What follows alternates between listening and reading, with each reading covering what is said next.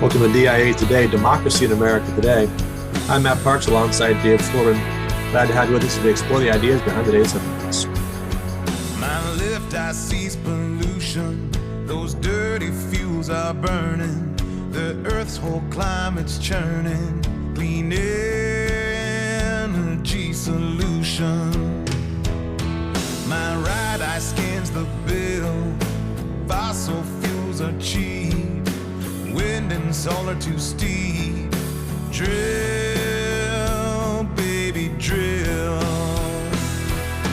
Predefined, misaligned, polarized division. Shuttered mind, worse than blind. 2020 vision. How are you, Dave?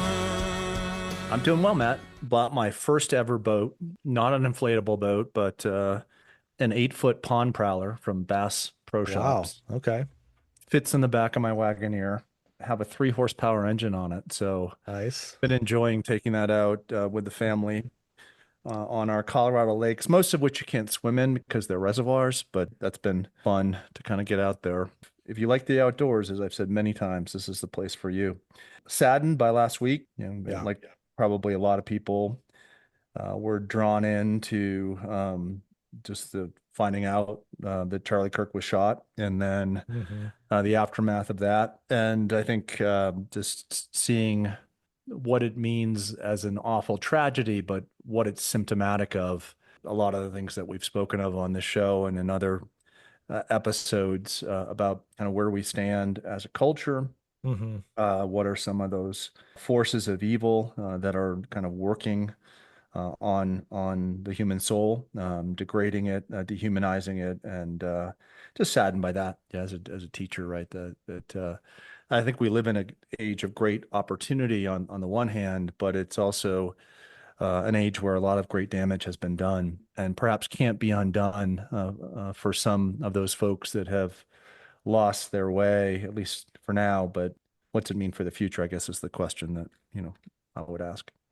Right. And that's going to just have to unfold over the course of time. I mean, you think about a young man, 31, wife, 2 young children, so many potential years in front of him.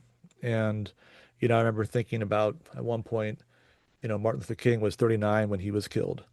Yep. And so he was born in 1929. I mean, he might have lived until, well, he might have seen Obama president, right? I mean, in a normal trajectory of a life. What all would that have meant? Who knows where he would have ended up and what all that, but these are the kinds of significances that you just have to think about in those moments, and what's not going to follow in consequence, and what will follow. I mean, that's of course the other question. How do his supporters respond?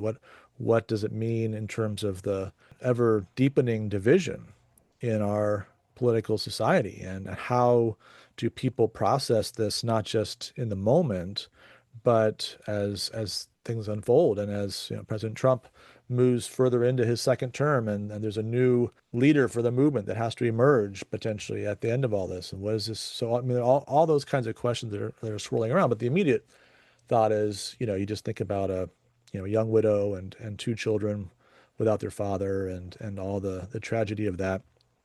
And I would just say also just the young people that really responded to him. I had a conversation with a couple of high school students last week, and you could just see, even though they're not super political, they were affected by that in a very significant way. They were wondering, would he have been president? Those are the kind of things they were thinking about. And so, just the way that generation that was responding to Charlie Kirk, to the Turning Point movement, and kind of the broader mobilization of young people that was really significant in the last several years. What do they take from this? Do they just walk away from politics? Do they get angry? Do they, turn toward some other hero? Do they find somebody else? What's going to happen there? Yeah. And I think that, a lot of this has been brewing for a long time, at least 30 years or so. And we find, and we'll talk more about this as this episode goes on, this kind of logic of revolution and what it does to each side. And we've spent the last 6 episodes talking about principles for a political reformation. And those involve things that were obviously not on display last week. And how do you keep them front and center for those who are rightly kind of awakening to the situation that we're in. I think that's the challenge, for us. Yep. Yeah, and our original vision for this episode was kind of a wrap up to that Keeping Our Republic series. So we've gone through the 6 chapters, the 6 basic principles. We talked about where we were in 2010 when we wrote the book, where we are now, 2025. And so we wanted to kind of put a bow on that and think about, what's the kind of big picture stories, what are the takeaways, and really maybe in some sense retell the story from the Tea Party era to the MAGA era. And from 2010, the energy there in response to Obamacare. You remember the massive Republican victory in the congressional election of that year, down to the present day and where we are. And in some ways, I think that's still an appropriate topic because that's kind of the story of Charlie Kirk's career as well. So he started in 2012, Turning Point. And at that point, the funding behind it was Tea Party funding. He moved into the Trump camp during the 2016 period, but really into that first term and beyond, kind of became more and more identified with President Trump. There was a little bit of discussion before the primaries last time around that he might be on the DeSantis side, and not so much necessarily promoting Trump, but there was a reconciliation there and obviously a good friendship that, at least political friendship that emerged from all that. But I think there's a story to tell here. You were talking about 30-year timeline. The day after he was killed was the anniversary of 9/11, 24th anniversary. And that really was a key turning point in terms of the development of some of the dynamics we're still dealing with today. The Tea Party movement, of course, didn't begin really until the Obama years, but there's hints of it in people's reactions to homeland security and some of the frustrations around what happened with air travel and even the early stages of dissent over the trajectory of the war in Afghanistan and then Iraq. And so as that begins to grow and develop and transform itself over those years, right, you begin to see this 25-year story now that we're in the middle of, and maybe 3 more years of this under President Trump, and then we'll see what the next chapter is. But there's a lot we can talk about here that suggests this is a story that goes back a while, and we're really at this crisis point where we need to talk about how do we keep this from going further off the rails, right? How do we prevent this from descending further into not just verbal conflict, not just warring cancellations on social media and people losing their job over this comment and that comment, but actual blood violence, as we've seen, and now is becoming just too much of the story of our national news. Well, I think a good place to begin, Matt, is to try to identify what was at the core of the Tea Party movement and what's at the core of the MAGA movement. So why did these things get off the ground?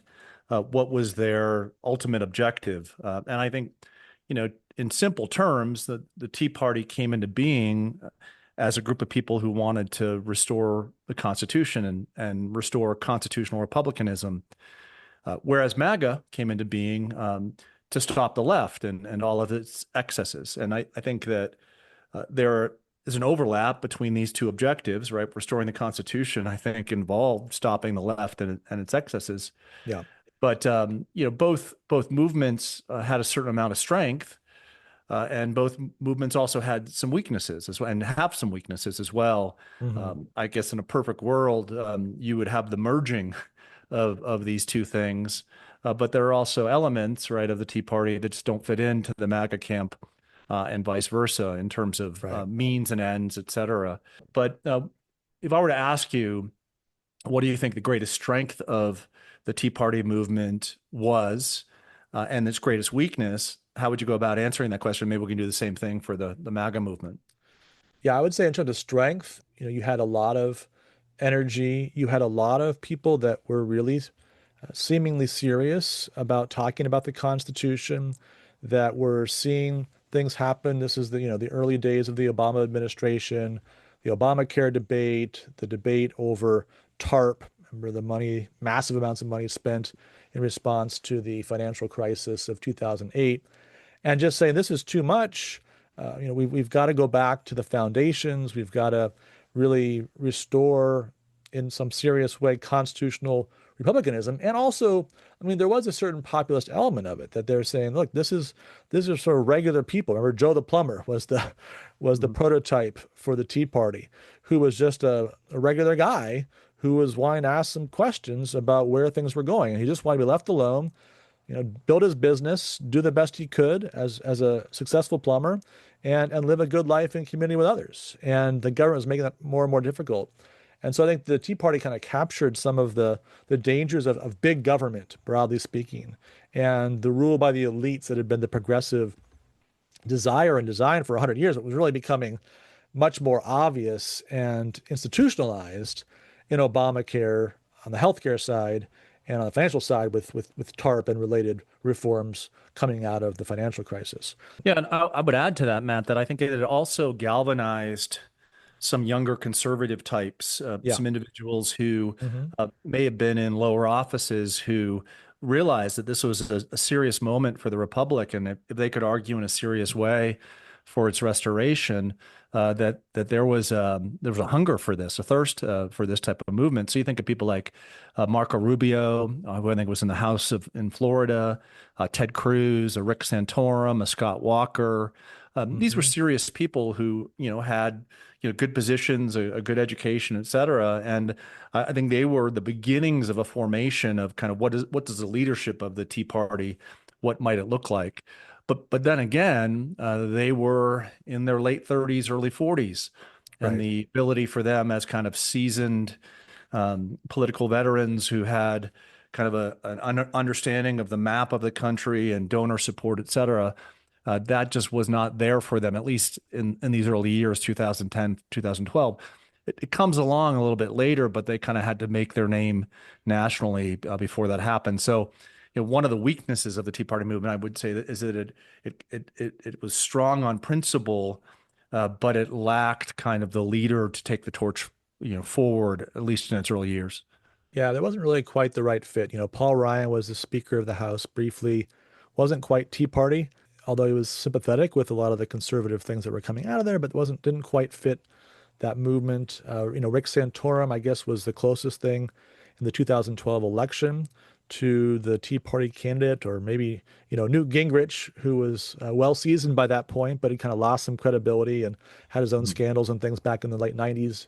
You could imagine a different storyline where Newt Gingrich is in position, right? Having been a champion of that kind of a group going back to 94 for 20 years, he might have been a natural candidate in 2012. But the intervening years hadn't been kind to him and his own personal choices in the meantime. So yeah, there wasn't that person who could really galvanize the movement in 2012. So you get Mitt Romney, who's anything but a Tea Party candidate, somebody who's associated with, I guess, business type of success, the Olympics in Salt Lake City, and then having been governor of Massachusetts, but on a pretty liberal, at least socially, platform, promising to be, really conservative, but not really being able to quite play that part.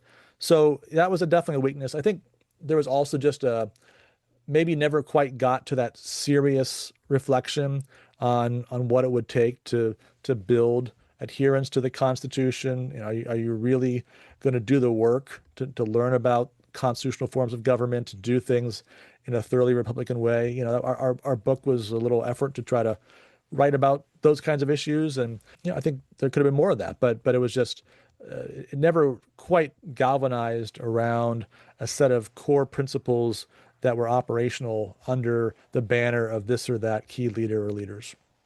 Yeah, another thing I'd mention, I wouldn't say it's necessarily a weakness or was a weakness of the Tea Party movement, but it was definitely a strength of those that were in opposition to them. Within the Republican establishment, it was a really difficult nut to crack. I mean, you just mentioned Mitt Romney getting elected, or not getting elected, but getting the nomination in 2012. The establishment Republicans, the landed gentry Republicans, were very good in co-opting parts of this movement, while kind of making sure it's cast aside, and it never really had that much impact. And that certainly was the case kind of right up through 2015. And an establishment Republican group that did not like Obamacare, this, that, and the other, but poo-pooed a real opposition to it in terms of electoral success. Right. Wasn't willing to support Rand Paul when he stood out against it, and some of the other efforts of those young senators. Think about Mike Lee, Rand Paul, you mentioned Rubio and Yeah. Cruz. That was an amazing couple of classes of Republican senators really coming in, such promise, and really found leadership roles of various sorts quickly and running for president. You recall the 2016 election, so many candidates, right? I think it was 18 candidates that were major candidates that declared. And obviously then what turned out to be the fateful moment was when Donald Trump decided to throw his hat in the ring in the summer of 2015. And that really marks the beginning of the end of the Tea Party movement, because so many people ended up moving in the direction of Donald Trump, maybe not immediately, but as his movement began to pick up steam, as he kind of found his voice and his issues, his framing of the issues, maybe even more than the issues themselves, all of that, I think, began to take some of the energy from the Tea Party movement. And people that would have otherwise been, strong supporters of a Cruz or a Rubio are all of a sudden drawn to Donald Trump. Yeah, in parallel to all of this happening kind of within inner Republican politics is the further radicalization of the left, Right. with greater and greater excesses, and almost like, I can't believe they just said that, or I can't believe they just did that, or I can't believe they believe that, really opening the door for more of kind of a flamethrower politics, right, of Right. the sort that was President Trump's success in winning the nomination in 2016, and and calling it like it is, right, and making proclamations that, boy, I'm so happy someone finally said that. Mm-hmm. We've been kind of uttering it under our breath for the last 6 to 8 years, but how can we just shut up about this stuff? We need to not only talk about it, but talk about it in a hyper-spirited way. And that, I think, is perhaps the strength of the MAGA movement, kind of saying things that no one was willing to say and giving credence to those things being said, Right. when that there are a lot of incredibly weird and perverse things being said and thought and put forth in the American public square. Yeah, that's right. And this is the period of Obergefell, right? This is the period when all these laws on the books that have defined marriage as one man and one woman are being struck down by the Supreme Court. So there's no question this is a moment of cultural ascendancy for the left. And it's into that situation that Donald Trump emerges and is willing, like you say, to just push back and push back forcefully. I think the weakness of the movement from the start has been that Donald Trump is not somebody who's thoughtful when it comes to policy questions. He's not systematic. He's not consistent. He's too easily flattered. And so he kind of goes the direction that he is led, and sometimes by advisors, sometimes by the public or by the leading figures in his movement. And so he's kind of got a willingness to fight, sort of maybe a means that sometimes is necessary, but the ends are always shifting and unclear.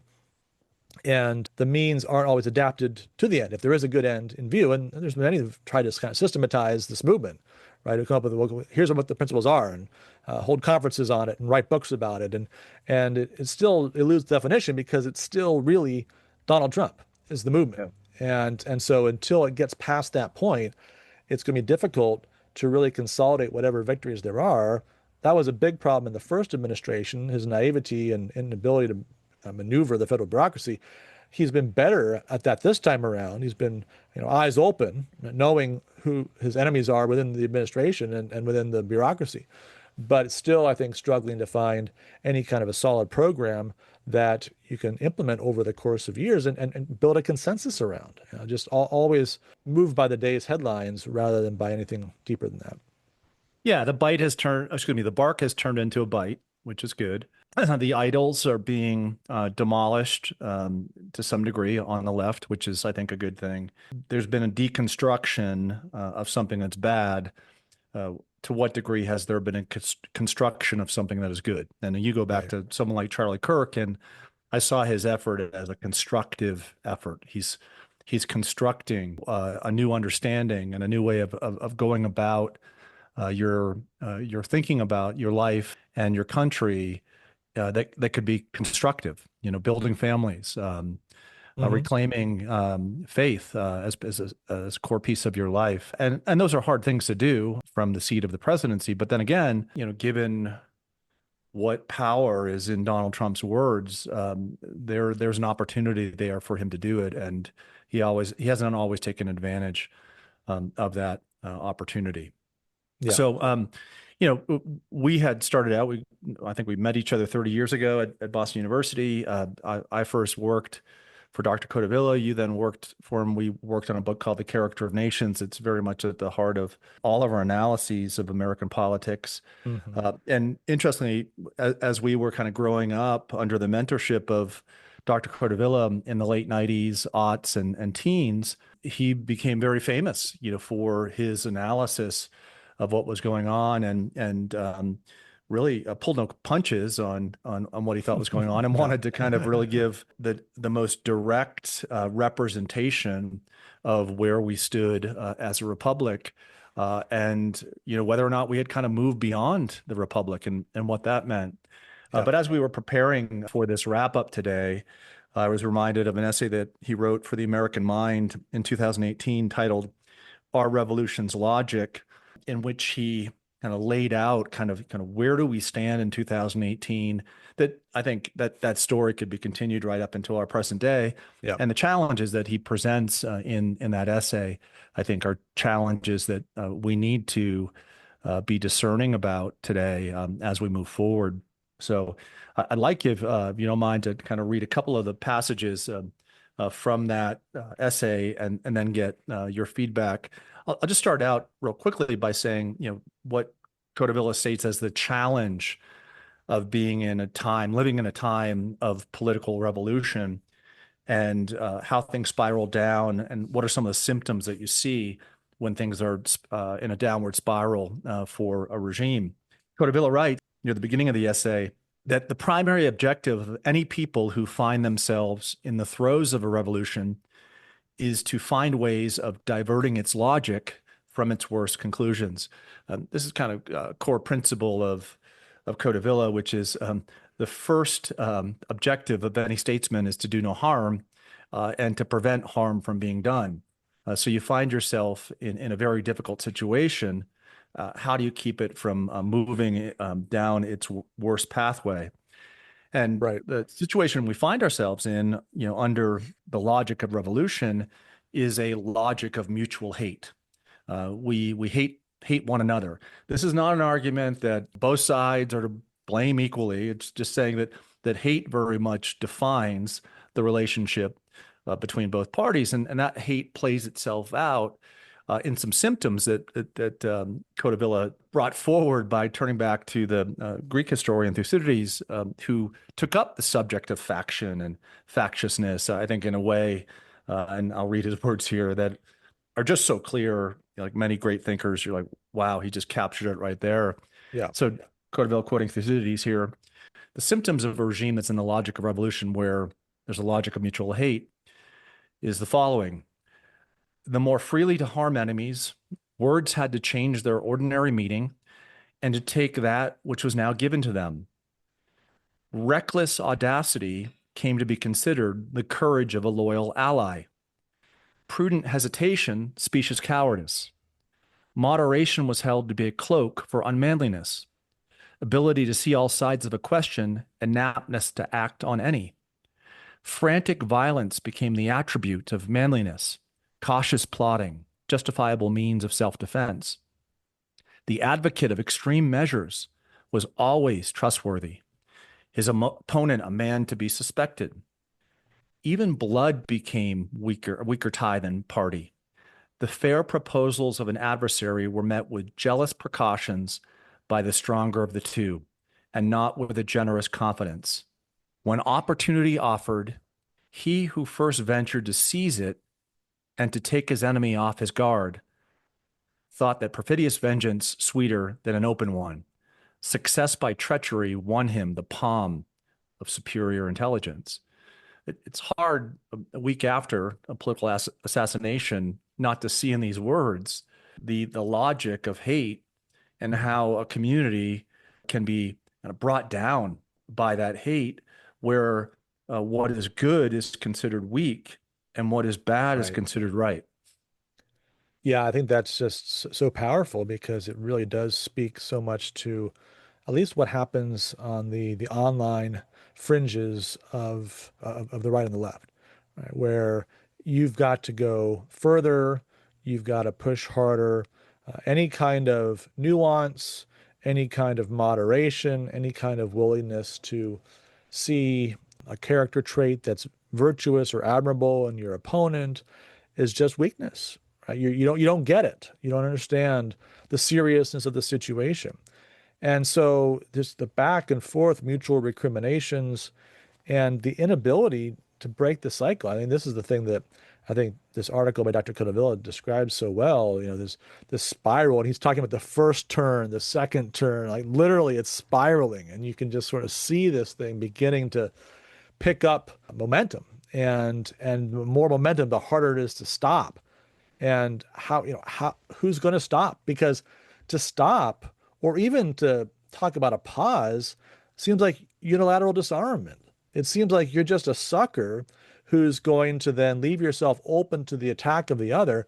There's no reason to have confidence that they're going to meet you on that, right? You lay down your arms, you call for a break in hostility for a week, and the assumption is they're just going to take advantage, right? They're just going to roll the tanks further in rather than respond to that with some like measure.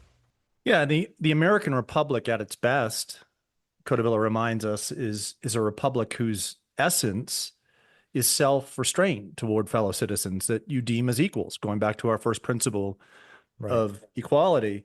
So if the American body politic can no longer see that there's a good common to all, what you end up with is a politics of individual advantage. And that individual advantage being played out with instruments that are of a worse scope, are just that much more deadly, that much more all or nothing, and a world in which the common good kind of disappears from the common language and discourse of a people. Yeah, all you can see are victories and defeats. There's no win-win. There's no effort or opportunity to do something that would actually be good for all, to take a longer view. No calculation that, like, if we do this, they'll probably do that. And then that's going to be worse for all of us, right? It's all short-term, immediate calculation without any concern for any longer run good or any notion of virtue or a sustainable path forward.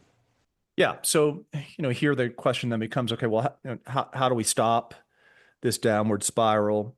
Certainly there has to be recriminations for injustice. So you have to uphold the rule of law. And I think on this front, those parties that are responsible for the radicalization of American politics need to be held responsible for their actions and need, to the degree that we can, be prevented from acting out this further logic of revolution. But that said, that policy in place, that recrimination, that consequence for one's actions in place, then what do we do? I mean, when do you get to a peace thereafter? And here Codeville was very clear that peace does not depend upon one political leader, does not depend upon one movement. It depends upon what millions of Americans on both sides do. And here he's writing this piece prior to the 2020 election, actually prior to the 2018 midterm elections.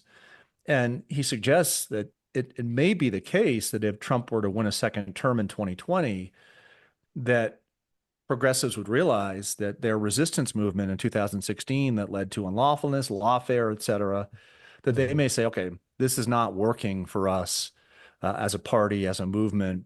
We need to back up a little bit. We need to reconsider what we're doing. And I think a little bit of that is going on right now with the 2024 Trump victory. And I think the outpouring of just general level of disturbance among the American people as to, what good parts of the radical left have wrought, that has produced perhaps an opportunity or a moment for some Democrat politicians to reconsider. And the question for me is, will they reconsider that? And when I kind of go through the list of prospective presidential candidates for the Democratic Party in 2028 and where the movement is right now, I wouldn't bet, on the Josh Shapiros of the world to be able to win over their party. It seems Right. more and more from what I've seen anyway, that the AOC class and the millions of those who have been infected by kind of an oligarchic progressivism that's becoming violent believe that their cause is so right that they should continue to move down this pathway. Yeah, I mean, you mentioned Shapiro. I mean, there's a few other people that are kind of making rumblings along these lines of wanting to, actually, Pennsylvania, Senator Fetterman, in his Yep. own way, is kind of do this as well. But yeah, is there a national thirst for that? It seems doubtful. Well, where's the energy right now? It's all the New York City mayor's race where we're about to elect a Democratic socialist, and the field is clearing. I mean, he's getting stronger by the day, and the opportunistic governor of New York just endorsed him, as everyone else pretty much is endorsing him among the leadership of the New York Democratic Party. Maybe they don't agree with him, but they don't want to get on the wrong side of his movement. So I think we're still pretty far away from that reckoning where the left is still making its claims, but the rest of the party says, you know what, we're just not going down that path anymore. That path is a pathway of loss and destruction. I mean, they got there finally, at least in their own minds, in '92 with Bill Clinton, the New Democrats. That after, but it took Mondale, it took Dukakis, and then finally they said, okay, that's enough of this. Let's get a Southern Democrat who knows how to talk American. And obviously Bill Clinton had his political gifts that were special in that period, and that was helpful for him too. But yeah, I think we're several elections away from that kind of a reckoning with the Democratic Party, at least based on where it seems like we are culturally at the moment. Yeah, and we've joked about this offline that, we wrote the book and it's titled Keeping Our Republic. And I think maybe if we had to retitle the book for 2025, it would be Restoring Our Republic, and Yeah. what that restoration would look like. And, a lot of things are, outside of our control. And yet, if you were to talk among conservatives about what their pathway forward, which is who Codevilla was speaking to in this essay, here he is giving counsel to conservatives who were kind of having to walk backwards further and further, and now may be kind of on the move, so to speak. Is it possible that the conservative movement could convince the other side that we're not going away? We're going to Right. continue to share the ideas that made the American Republic unique in the first place. Share the belief in the self-evident truth that we're all created equal. Recognize the laws of nature and of nature's God, and rekindle that self-assurance, I think, which is what Charlie Kirk was doing among young people, by contesting reasonably the claims of the others and challenging others, in debate, all right, challenging others in policy and all the rest. That really is what we need to do now and continue to do.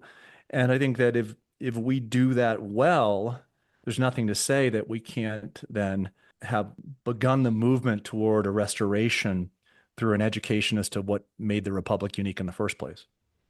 Yeah, I mean, there's no way to get the progressive ideologue to give up their attempted victory, because it's psychologically, this is their religion, and it's just like the Marxists. They're is confident they're on the right side of history. They have to win. So there's no rolling back of history. There's no, history took a wrong turn, right? I mean, it's got to be this kind of eschatological perspective that ends in their victory. But there's always been a pragmatic strain within the Democratic Party, and just as there's been within the Republican Party. And so can that pragmatic strain, that group that wants to win elections and sees that this is not working, can they find, in the age of social media, in the age of TikTok and X and this kind of instant reaction, mobilizations, and all the rest, can they find the courage to say, look, the emperor has no clothes. The progressive left has no clothes. They shout a lot, They have some powerful positions, but they're not anything like the majority of the nation.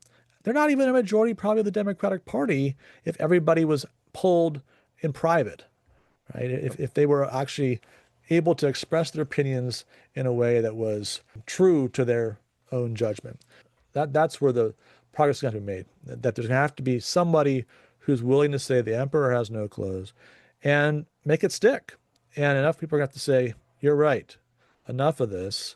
They'll still be part of the movement, the progressive left, but they don't have to dominate it. They don't have to have that level of confidence that they can just control groups that are larger than themselves by sheer force of their vitriol and their confidence in their historic destiny. Yeah, along with that pragmatic element of the Democrat Party, you also hope for, although it may be an impossible hope, that there's a rekindling within it of that kind of 60s liberal, right? The person who would agree to disagree. I mean, we met many of these individuals when we were going through our undergraduate years in the early 90s. They were still part of a lot of college faculty departments. They aged, retired, and so on, and were replaced by a more radicalized group of academics. But are there folks like that that are still kind of present within the Democrat Party? I don't think anything that we're proposing here suggests a lasting peace to American politics. Right. I think what we're hoping for is, I think the term that Codeville would use is, an unsteady equilibrium, and an unsteady equilibrium that if it lasted 20, 25, 30 years, gave those who wanted to restore the republic the opportunity in those 20, 25, 30 years to do the work of restoring the republic. Mm-hmm. And that involved an education, that involved celebrating a certain way of life, agreeing to disagree on things that people can disagree about, but working hard to be in agreement and to spread that agreement as to what made the republic unique in the first place. Right. And I think, the mechanism that he had in mind to establish that uneasy peace, uneasy equilibrium, was some kind of return to an old school federalism, right, where there would be an agreement to say, okay, well, we know we've got these blue areas and we have these red areas, and we'll concede that the blue areas are going to be blue if you'll concede the red areas will be red. And of course, what that means is at the national level, you have to agree to minimize the kinds of policy decisions you're going to make that go beyond just sort of basic bread and butter federal government stuff. That's the only way it works, right? If you want to nationalize healthcare, that doesn't work with a blue versus red localized kind of system. It doesn't work to have a national policy on whatever the social issues of the day might be, right? On transgenderism or homosexual marriage. So that's the challenge. And then if you can have some agreement on a kind of local federal approach, then again, that maybe buys you some time to rebuild it and frankly, raise the next generation. I mean, this is another demographic element of the story, is the fact that for really the first time in our history, the right and the left are reproducing at very different rates. So there's been some numbers recently where, it's basically 2.5 children on the right, 1.5 children on the left. And so, there's an optimism there on the political right that's hopeful of the future, that's raising children, doing the kind of thing that Charlie Kirk and his wife were doing, 2 young children, right? Probably more ahead of them. Charlie Kirk survived. And so building up families and raising children and doing those kinds of basic things are really the building blocks of a better future for the country. Yeah, that's I'd agree completely. There are 2 fronts that he wanted to work on: the macro level front, which is just as you said, calling for a new federalism, a federalism for the 21st century, where there'd be some issues, we'd have to be able to form a consensus. What is an American citizen would be one of them. Right. And that goes into the immigration issue. And then, of course, foreign policy as well. We may disagree on a whole bunch of things, but we need to have a clear understanding as to what's taking place in the world and how we defend the republic in and of itself, whether it's made up of people left, center, and right. And then on the second front, that micro level front, the importance of K through 12 education, of education from birth until 18. That's where Codevilla's mind was going. That's where the work had to be done of restoration. So spot on. So it's there, and well, you want to make an announcement here where we're going to go next, our next season, Matt. Speaking of Codevilla. Yeah, that's right. So this wraps up our 7-episode series on our old book.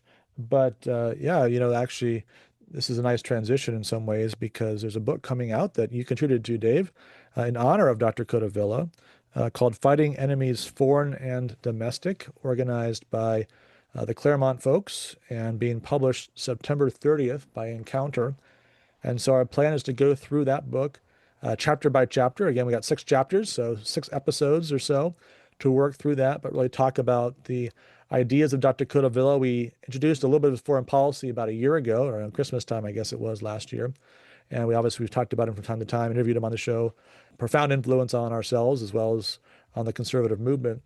But I think there's a lot there for us to talk about, and again to think about. He was always trying to build a republic and figure out what's the threat, put it in historical perspective. I mean, the thing that we try to do, he did 10 times better, 10 times deeper, and then to figure out what's next, and to do it with clear prose, direct sentences, clarity of purpose, and moral clarity as well.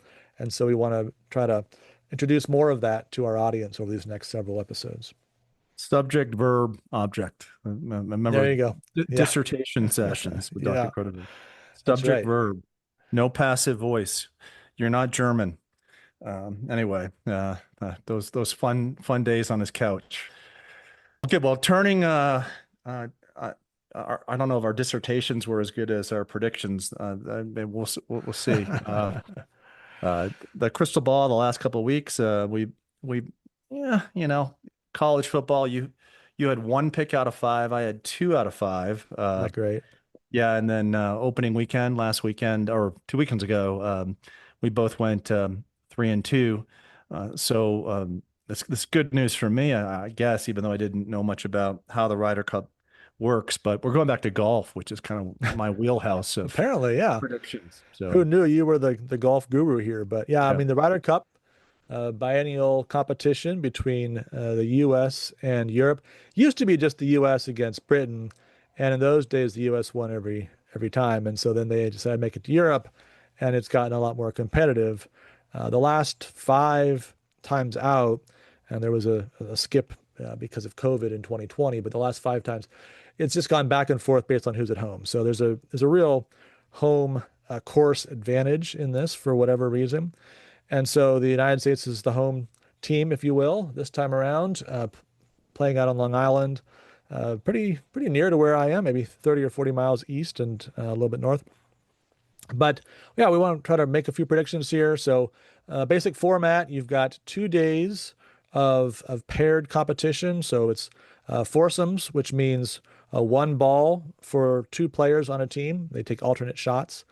And then the afternoon round is 4 ball, which means there's 4 balls. And so each player is playing his own ball, take the best score on each hole. It's match play, so you don't always go 18 holes. If you're up by 4 holes with 3 to go, the match is over. And then on the third day, it's all 12 players on the 2 sides are against each other, paired off in singles matches. And so a total of 28 points available. Right? And so, recent scores, it's often a 17-11, 16-12 kind of score. Sometimes it's more extreme than that, but it's usually pretty close. So Dave, I want to get your prediction on the final score, obviously the winner and the score, and then 2 kind of side bets, if you will. The leader on the American side, obviously, is Scotty Scheffler. On the European side, Rory McIlroy. We assume they will probably compete all 5 rounds. And so how many points does each of them win? Recognizing you can get a half point if you have a tie, which is fairly common in the competition. So I'm going to say that because the U.S. is at home, and that's been the pattern of victors over the last decade or so, I'm going to go with the United States. I'm going to say that the United States wins by a 15-13 margin. So 15-13 US. I looked at the European roster. Overall, it looks deeper than the American roster. Pretty So solid. Yeah. that's a pretty solid group of 12 people. My dream would be that McIlroy and Scheffler would play in one of those 12. Yeah. One-offs on Sunday, and it come down to a tie or victory for the Americans based upon how Scheffler did. I'm going to say that Scheffler will be up to the moment, and I think he'll score 3 points, and I think Rory will score 2, and the Americans win. The leading from the top, Scheffler leads them to victory. Okay. Yeah. Yeah. What often happens is Europeans tend to be better at the team competition side of it. And so sometimes there's a lead going into the last day, and Americans tend to do a little bit better on the singles. At least that's historically how it's often gone.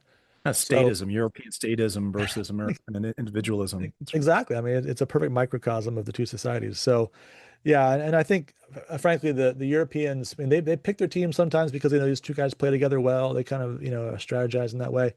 Americans usually just pick the best 12 guys and say, well, we'll work it out. Who cares? Just play your game and we'll figure it out. So I think you're onto something. I think it's going to be pretty close. I don't think it's going to be a big smashing victory. Last time it was on American soil, it was a 19-9 win, 2021. But our team's not as strong. That was when Spieth was stronger. That was when you had Dustin Johnson. You had a really deep American team then, and you were looking forward and thinking, wow, this could be dominant for years to come. It just hasn't played out that way. And so I think it's going to be, I'm going to say 16-12. So I guess a little bigger margin than you're suggesting. I think Scheffler does well. Last time that was not a great performance by him. I'm going to give him 3.5 points. I think he gets a half point there. I think Roy is also going to be strong, though. I think he's going to win 4 points, but it won't be enough. And there won't be enough on the rest of the European side. It is, on paper, a very strong team. But, the home course advantage just seems to really matter a lot. And having that, this is one of those competitions where there's really rooting happening, right, in a way that you don't really get typically in golf. So it's fun. It's fun to watch because it just has a different kind of vibe to it than you're used to in a typical tournament. Maybe the old days when Tiger was leading on a major or something like that, you have that kind of energy. But there's energy on every hole from the home fans as well as those who've traveled over from Europe. There'll be thousands have come from Europe for this as well. So be a fun event. I think America wins, but maybe a little uncomfortably close. We look forward to being back with you in a couple of weeks. Don't forget, you can now listen to all the episodes on YouTube, as well as follow us on Instagram and reach us at democracyinamericatoday@gmail.com. Look forward to talking to you again soon.